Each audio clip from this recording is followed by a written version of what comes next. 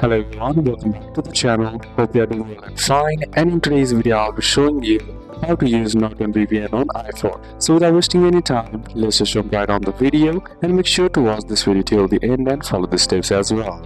In order to use Norton Secure VPN on iPhone, the first thing that you need to do is install Norton VPN. To do it, simply head over and open up the App Store, then on the search bar type in Norton VPN, then look for an app icon like this on the search list, then simply tap on it. Then simply tap on the get button and follow the instruction prompts to successfully download the app. And once the app has been downloaded, all I gotta do is tap on open. And then next step is to sign in. Sign in using a Norton account, the same account you use for Norton subscription. And then once done, allow requested permissions. And now next is to allow VPN configuration. When prompted, simply tap on allow, then enter your iPhone passcode or Face ID. This lets iOS add Norton VPN to the network settings. Once you tap on allow, the next thing that you need to do is simply add configurations. And then once you are done with that, turn on the VPN, open the Norton VPN app, then tap on turn on the bottom of your screen right here, and then when connected, you see VPN in the iPhone status bar. App source connected. You can also change the virtual location as well by simply opening the Norton VPN,